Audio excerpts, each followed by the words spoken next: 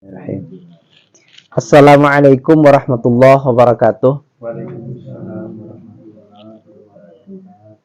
Alhamdulillah nahmaduhu wa nasta'inuhu wa nastaghfiruh wa na'udzubillahi min syururi anfusina wa sayyiati a'malina may yahdihillahu fala mudhillalah wa may yudlilhu fala hadiyalah.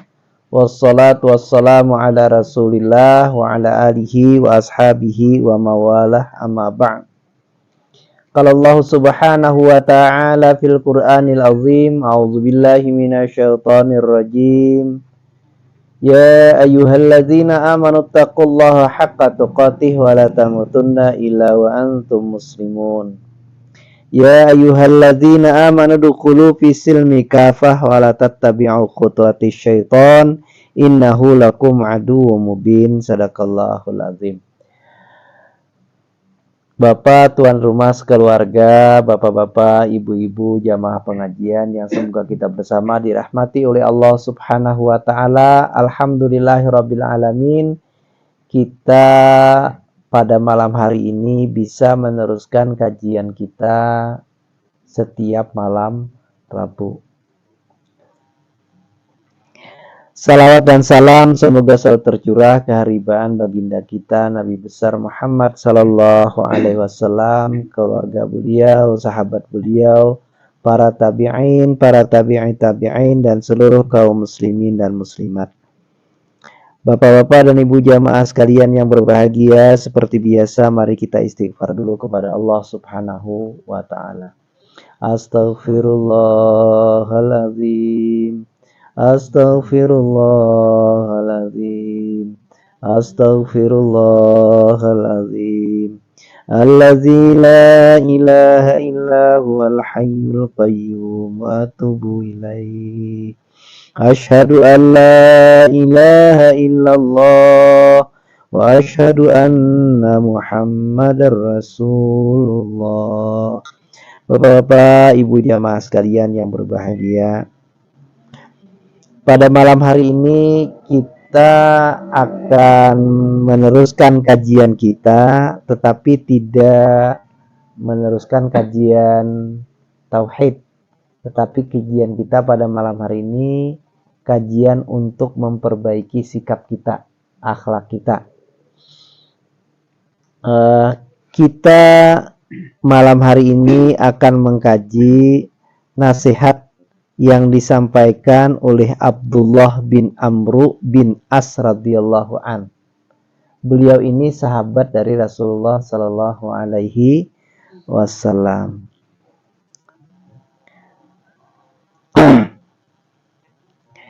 Beliau ini adalah orang yang pertama yang diketahui mencatat hadis-hadis Rasulullah sallallahu alaihi wasallam, kurang lebih 1000 riwayat yang beliau tulis. Nah, beliau menasihatkan kepada kita sekalian, yang nasihat ini diambil oleh Syekh An-Nawawi Al-Bantani. Apa ujar beliau? Ujar Abdullah bin Amr bin As radhiyallahu an, ujar Sidin, ada 5 syarat kebahagiaan untuk dunia dan akhirat. Khamsu man kuna fihi sa'ida fid dunya wal akhirah, awaluha ayazkura la ilaha illallah Muhammadur Rasulullah. 5 perkara yang apabila orang memilikinya, dia akan bahagia di dunia maupun di akhirat. 5 perkara itu adalah: yang pertama, berzikir kepada Allah dengan lafaz syahadah. Lafaz syahadah kita la ilaha illallah Muhammadur Rasulullah.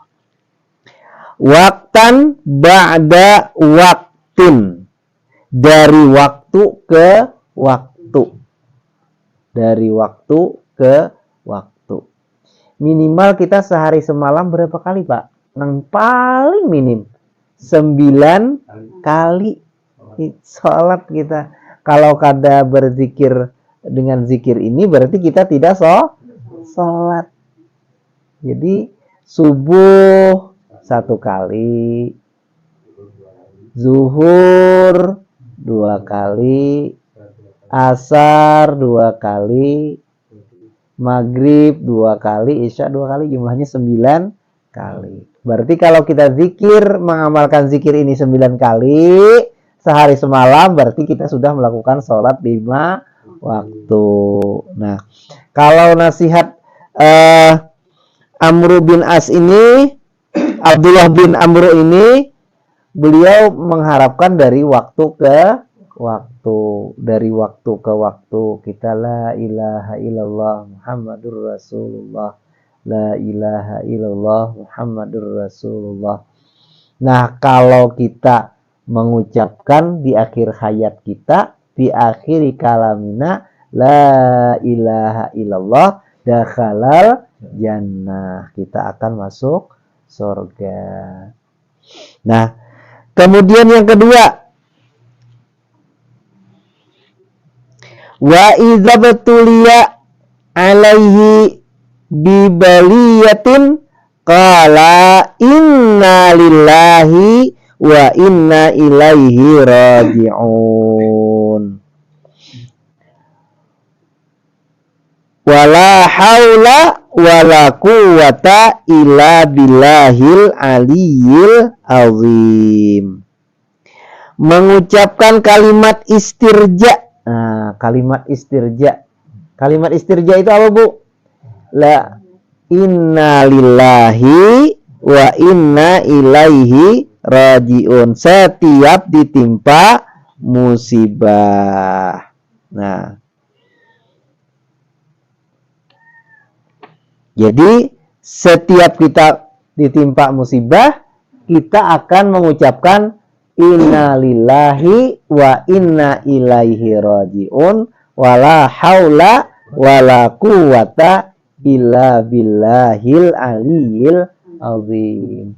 Wah, musibahnya ini baik musibah nanggana, apalagi nanggana gitu ya. Walaupun musibah kita kecil, apalagi yang gana. Terus apakah musibah yang kecil-kecil? Kita ucapkan innalillahi wa inna ilaihi rajiun.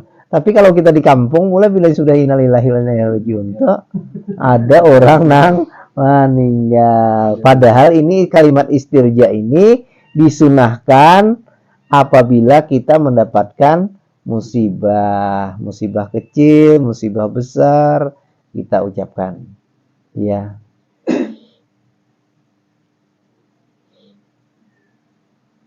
Apabila kita dimamai orang, kan musibah juga, kita sampaikan innalillahi wa inna ilaihi rajiun. Atau barang kita diambil orang, musibah juga, innalillahi wa inna ilaihi rajiun, wala haula wala quwwata illa billahil aliyil azim. Kalau sudah kita ucapkan itu kan hati kita menjadi tenang tuh ya. Arti kita ingat bahwa barang yang kita miliki, barang kita diambil orang, bahwa barang kita ini adalah dari Allah dan akan kembali kepada Allah. Kita sampaikan bahwa kita ini tidak ada daya upaya wala haula wala quwwata illa billahil aliyil azim. Tenang kita, insya Allah. Dan kita tambah doanya, ya Allah, kalau hartaku ini benar-benar harta memang milikku, gantikanlah ya Allah dengan harta yang lebih baik. Insya Allah akan digantikan oleh Allah Subhanahu wa ta'ala.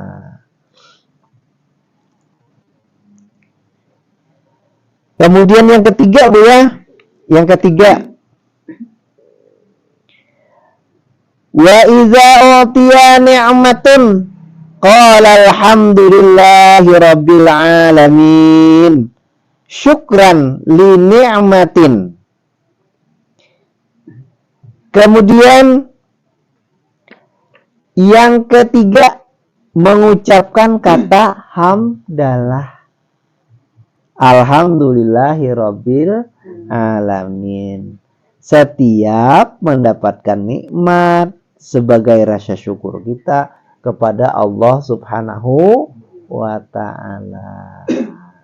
Nah, jadi kalau kita mendapatkan nikmat dari Allah Subhanahu wa ta'ala, kita ucapkan alhamdulillahi rabbil alamin, rasa syukur kita ya kepada Allah. Ya. Baik nikmat kita sedikit apalagi banyak. Nah, kemudian yang keempat,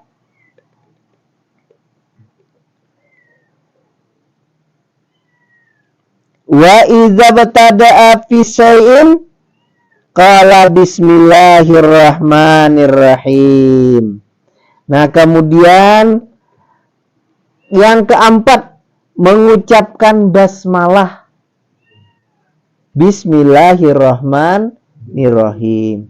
Setiap memulai pekerjaan. Ya, pekerjaan apakah yang kita gawi? Bismillahirrahmanirrahim. Apa saja kita ucapkan? Apa aja yang kita gawi? Kita ucapkan Bismillahirrahmanirrahim. Nah, kemudian yang kelima, nasihat Sidin. Wa iza afrata minhu dzamban qala astaghfirullahal azim wa atubu ilaih. Nah, mengucapkan istighfar, astaghfirullahal azim wa atubu ilaih, apabila melakukan dosa. Ya, baik, jadi kita melakukan dosa, baik kita sengaja maupun yang kada disengaja.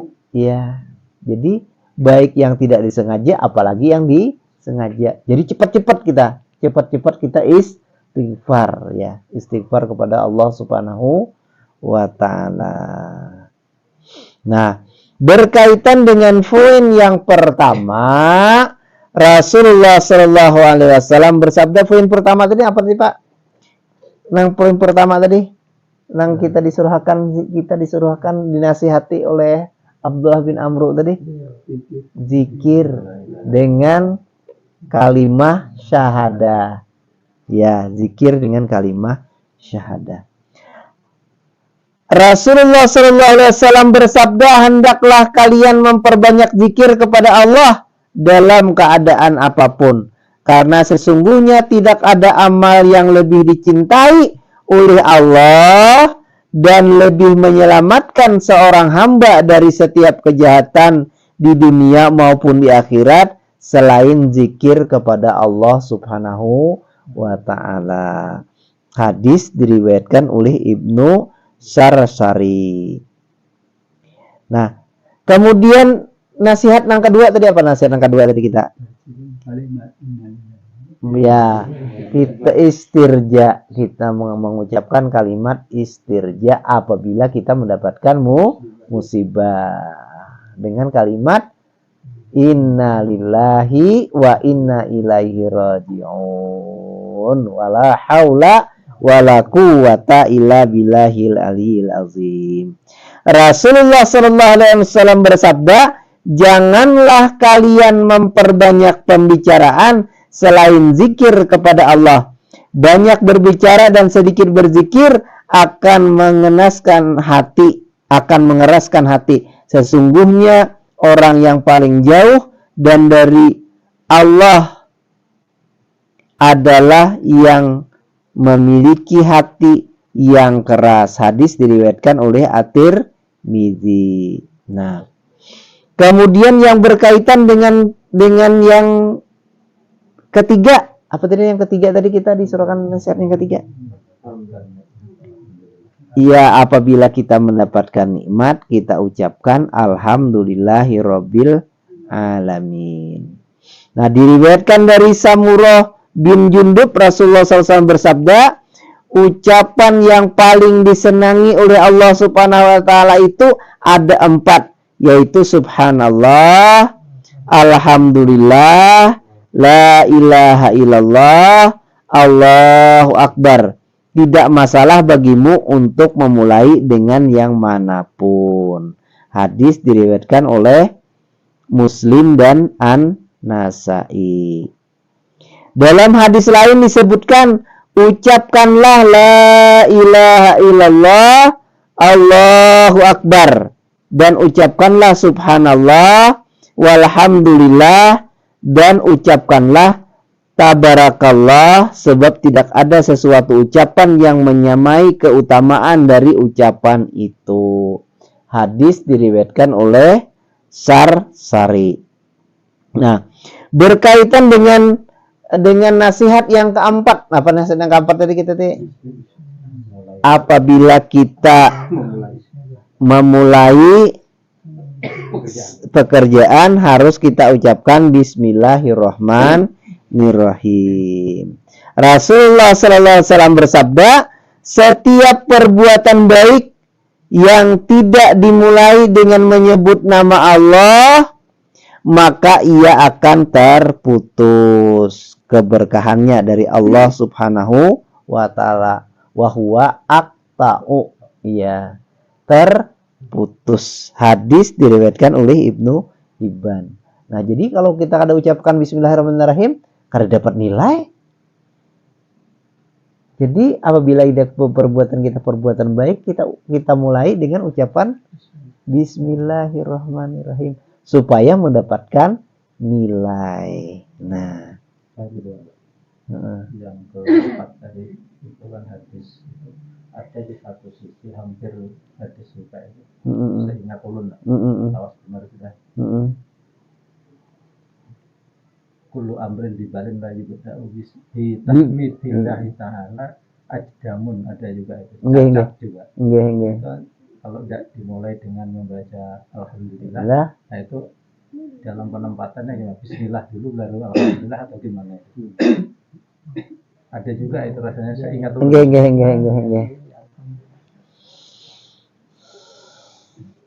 Kalau apabila kita mendapatkan, apabila memulai juga. Mulai ya, memuji kepada Allah Subhanahu wa taala. Bismillah. Terakhirnya akto ya. Ajidamun nggih. Nah, jadi kita memulai dengan Bismillahirrahmanirrahim. Alhamdulillahi Rabbil alamin. Iya, bismillah dulu ya. Bismillahirrahmanirrahim. Alhamdulillahi Rabbil alamin. Iya. Nah, dari pekerjaan, ya. Mulai dengan ditutup dengan hamdalah. Iya. Kalau mau terbalik biasanya hamdalah dulu atau bismillah. Iya.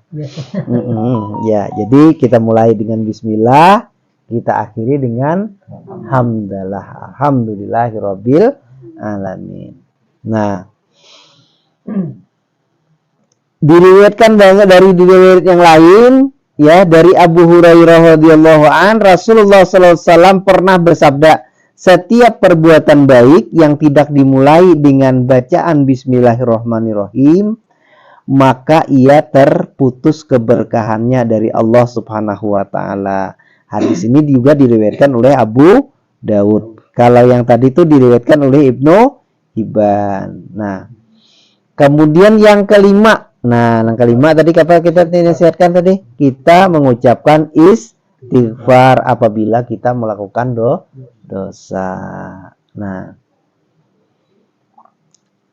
diriwayatkan dari Anas bin Malik radhiyallahu anhu bahwa Rasulullah sallallahu alaihi wasallam bersabda, maukah kalian aku tunjukkan tentang penyakit kalian sekaligus obatnya? Nah, tentu kita mau. Penyakit kalian adalah dosa. Nah, kita ini punya penyakit itu suka berbuat dosa. Itu penyakit kita. Nah, dan obatnya adalah istighfar. Hadis riwayat Dailami. Ya. Nah, dalam hadis lain diriwayatkan oleh Ibnu Abbas radhiyallahu an bahwa Rasulullah sallallahu alaihi wasallam bersabda, siapa yang selalu membaca istighfar, maka Allah akan menjadikan baginya jalan keluar dari setiap kesulitan.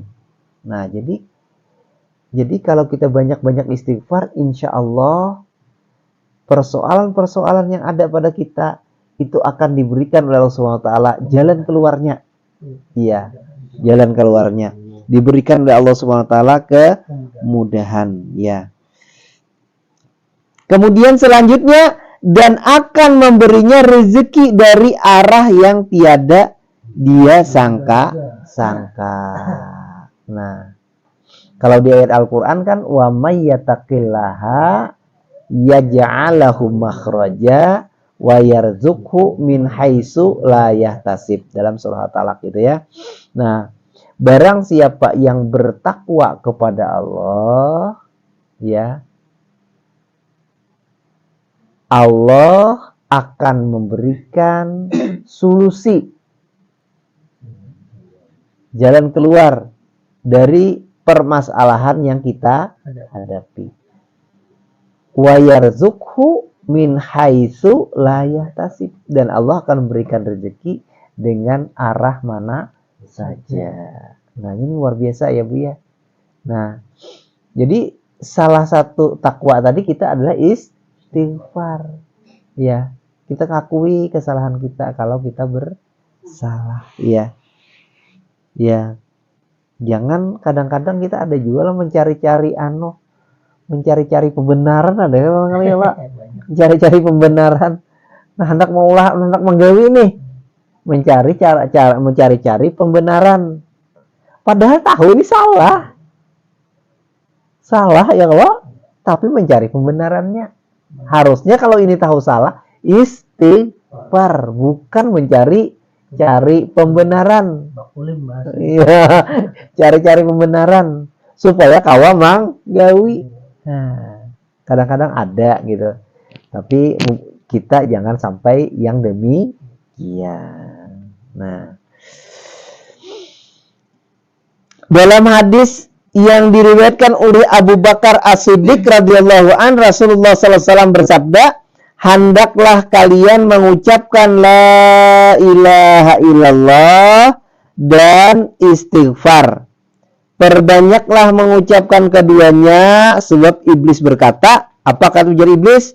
Aku menghancurkan manusia dengan dosa-dosa, sedangkan mereka menghancurkan aku dengan kalimat la ilaha illallah dan istighfar.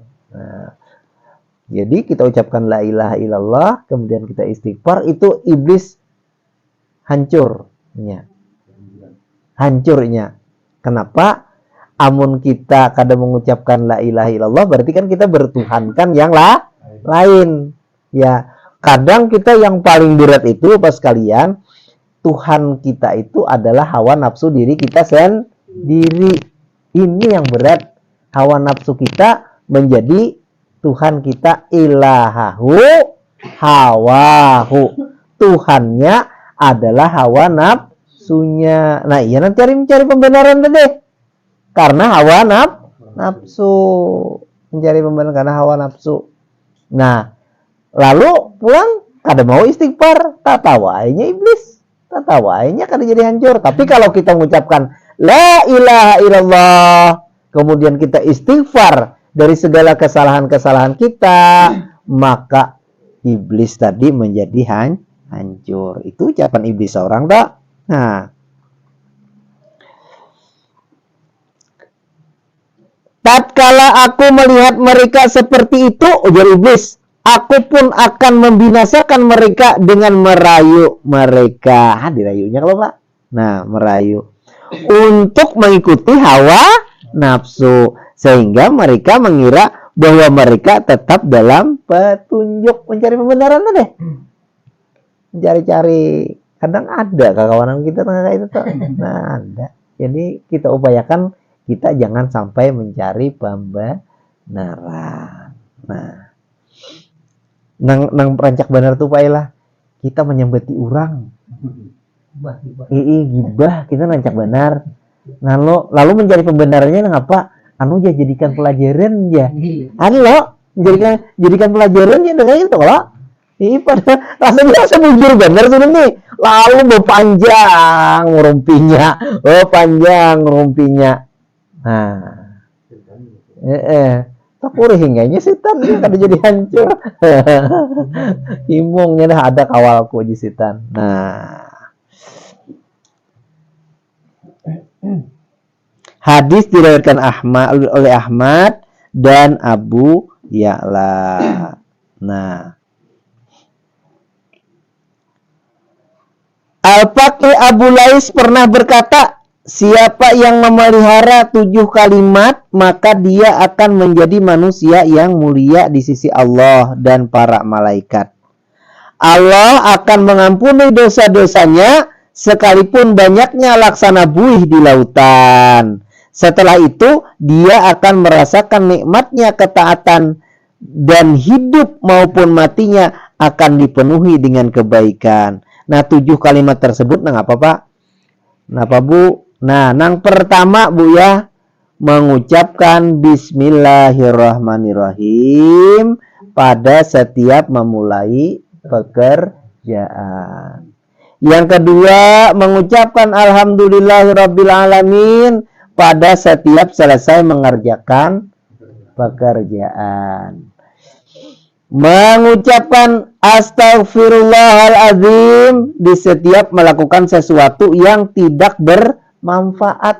Jadi ada kita menggawi yang kada bermanfaat, istighfar. Ya. Banyak kali apa kada bermanfaat nih kadang-kadang tegawi kita.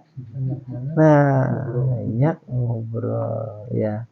Kadang kita main main kartu lah kan iya main game kadang ini jarang main kartu, tapi kartu di game ada game kartu kadang ada.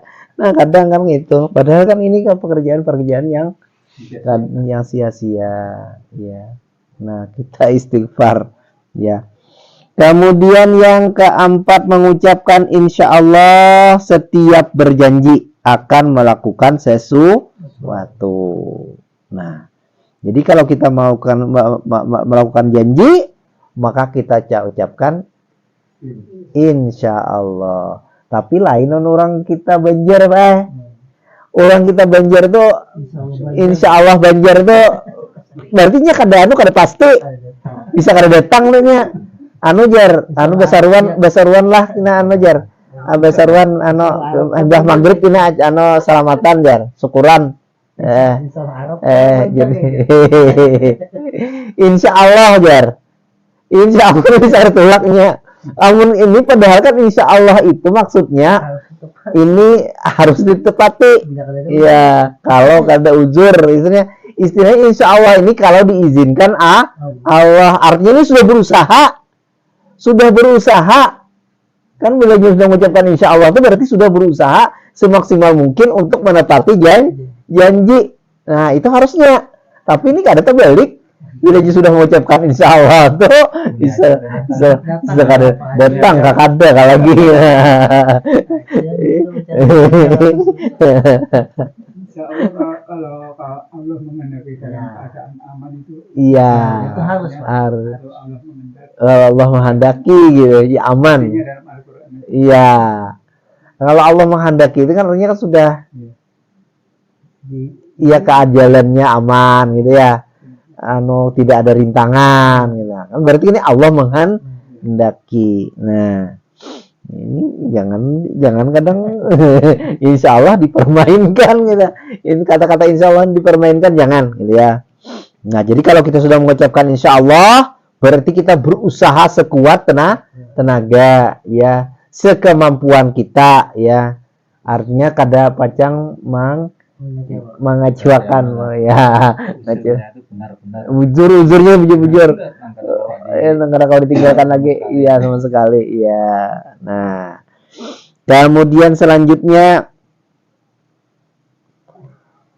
mengucapkan la haula wala quwata illa billahil aliyil azim setiap menghadapi sesuatu yang tidak disenangi. Macam-macam memang kan disenangi ini kita lah pula. Nah, apa pun yang kan disenangi kadang-kadang kita dapat musibah bisa ya, kan disenangi la haula wala quwata illa billahil aliyil azim ya. Sebelumnya kita ucapkan apa tadi? Istirja tadi.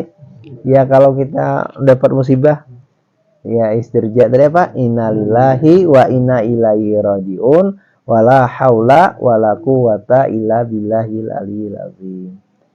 Kadang kita disambati orang ya Pak. Nah innalillahi wa inna ilaihi rajiun wala haula wala quwata illa billahil aliyil azim. Atau kita bisa juga kita di jalanan melihat orang tabrakan. Innalillahi wa inna ilaihi rajiun wala haula wala quwata illa billahil aliyil azim. Artinya kita nih melihat nang kada disenangi apa macam-macam elan kada disenangi ini kita melihat, kita ucapkan la haula wala quwata illa billahil aliyil azim. Nah, kadang-kadang mun kita melihat nang orang membuka aurat bang kayak apa juga? Lah, iyalah. Jangan subhanallah. La haula wala quwata illa billahil aliyil azim. Iya.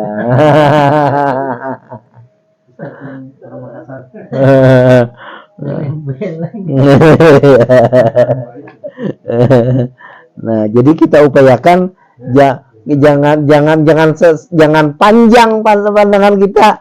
Ya, bila kita melihat langsung kita bilokkan, ya jangan panjang-panjang. Oh, panjang-panjang lain lagi kitanya. Nah, kemudian yang keenam, mengucapkan innalillahi wa inna ilaihi rajiun setiap ditimpa musibah. Jadi kalau kita setiap timpa musibah, kita ucapkan innalillahi wa inna ilaihi rajiun. Kemudian yang terakhir, mengucapkan la ilaha illallah Muhammadur Rasulullah pada siang dan malam hari. Nah, tapi kalau nasihat nang Abdullah bin Amru tadi setiap saat, ya, setiap saat, setiap waktu. Nah, kalau ini yang dinasihatkan oleh Al-Faqih Abu Lais ini, Ujar Sidin mengucapkan baik waktu siang maupun pada malam hari. Nah, mudah-mudahan kita bisa mengamalkan ini sebagai amalan harian kita, amalan yaumiyah, amalan harian kita untuk menambah kecintaan kita kepada Allah Subhanahu wa taala.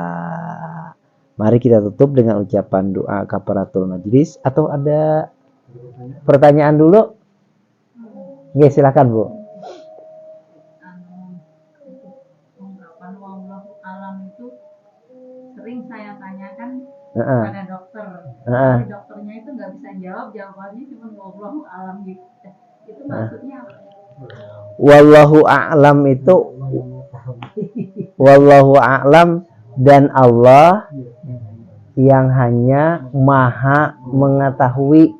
Artinya kita ini kan sudah menyampaikan sesuatu, sudah menyampaikan, kita sampaikan dengan kawan, wallahu a'lam, dan Allah yang lebih mengetahui lebih dari ini gitu. Nah, Allahu a'lam, ya, wallahu a'lam. Nah, dan itu bagus kita ucapkan apabila kita setelah menyampaikan sesuatu kepada kawan yang berupa nasihat, Bu, ya, berupa kita berikan nasihat dengan kawan. Sudah kita berikan nasihat dengan kawan, wallahu a'lam, ya. Nah, jadi supaya kawan nih jangan juga kita padahi merasa tersinggung dia. Artinya kita nih hanya sekedar aja gitu, nah, hanya sekedar aja memberikan nasihat lawan saudara kita. Nah, artinya kawan kita kalau senang menerima alhamdulillah. Kalau kada senang, ya Allah yang maha mengetahui. Nah, mungkin ada pertanyaan lagi yang lain? Sedikit, Pak. Nggih. Kecil ya, tapi sering. Nggih. Memulai pekerjaan tadi dengan baca bismillah. Kadang-kadang kita ini tergesa-gesa, lupa. Seperti contoh ketika ulun berangkat kerja, itu jam tinggal 5 menit, sampai di jalan baru ingat. Nah, dari di situ itu saya memulai dengan membaca basmalah. Itu kan kalau kita tidak mulai dengan itu kan hilang keberkahannya. Nah, ketika kita di tengah jalan itu baru membaca bismillah, gimana ya? Ustadz ulun memadahkan pala Ujar Sidin apabila kita mengerjakan sesuatu kada ingatan kita membaca bismillahirrahmanirrahim. Pada saat kita ingat, kita ucapkan bismillahirrahmanirrahim fi awalihi Sidin. Jadi ya Sidin, jadi Sidin ya Allah, aku ucapkan bismillahirrahmanirrahim dari awal aku begawi tadi. Nah, mundur ya. Ini kada ingat karena kelupaan. Iya, karena kelupaan. Jadi mundur biasanya mundur ya.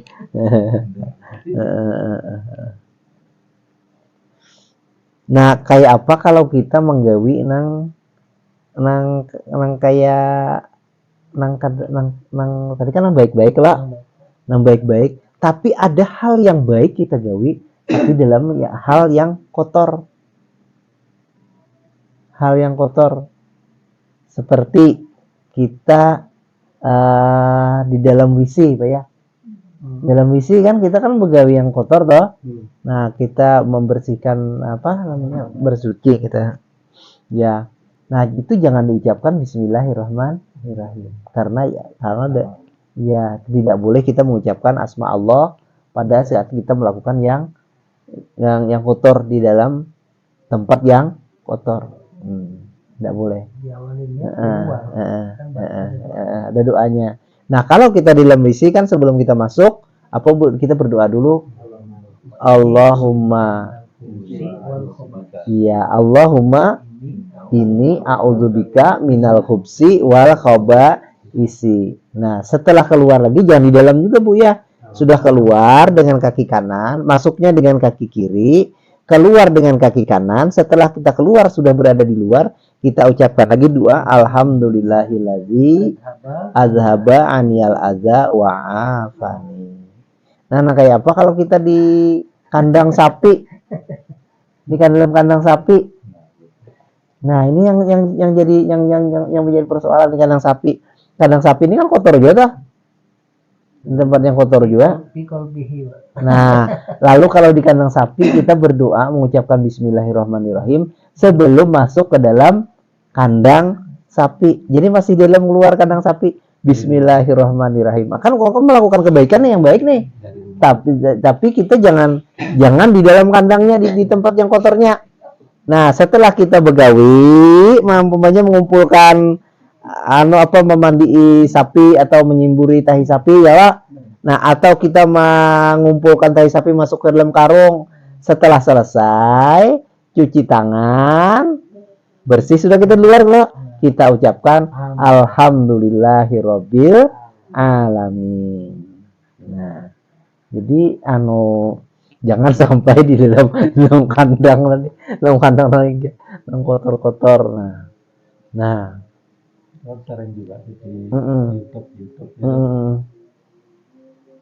Ketika kita berwudu di dalam WC, padahal memang bersih di situ. Tapi itu kan sebenarnya wudunya boleh, tapi mengucapkan basmalahnya gitu. Dilarang Pak. Jadi justru yang Islami itu Pak, kalau kita bikin rumah Pak ya, kalau kita bikin rumah nanti bikin WC itu terpisah sendiri-sendiri, tempat mandi sendiri, tempat WC sendiri ya. Kalau di hotel kan minimal biasanya di hotel tuh dikasihnya sekat gitu ya, sekat. Nah, lalu ulun nang jadi persoalan lagi sekatnya nang transparan. Kaca kan di hotel kan kaca tuh.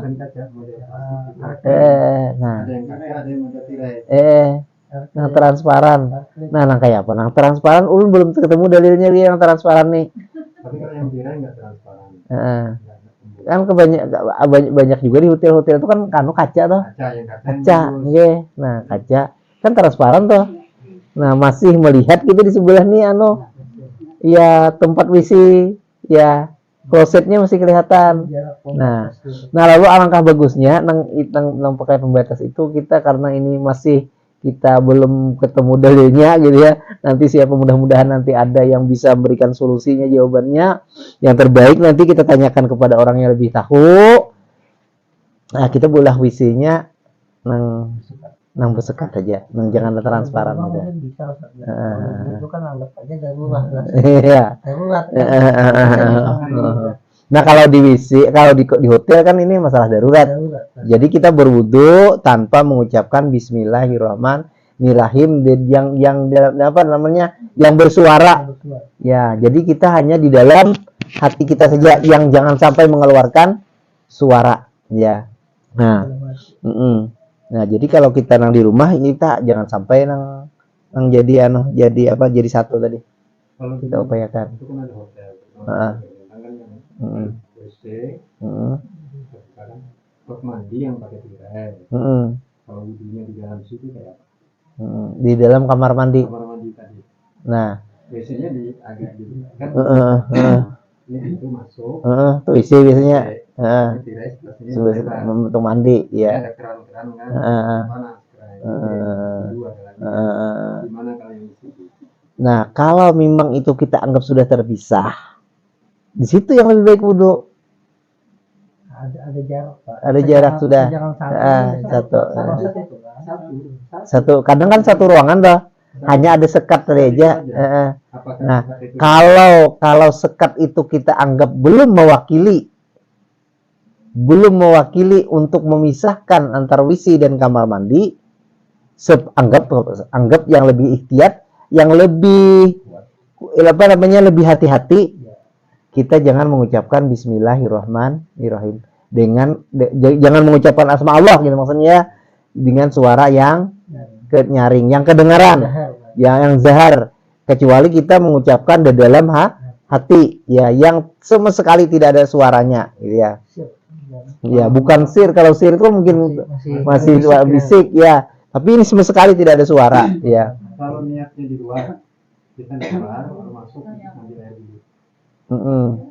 Gimana? Kalau kita kehati-hatian itu kita anggap belum mewakili sekat tadi, belum mewakili. Tadi ucapan basmalahnya di luar. Nggak ada di luar, kan ada Bapak. Lebih bagus. Jadi kita sebelum masuk, di muka pintu mengucapkan di situ kita Bismillahirrahmanirrahim, sudah kita niat masuk, gitu ya.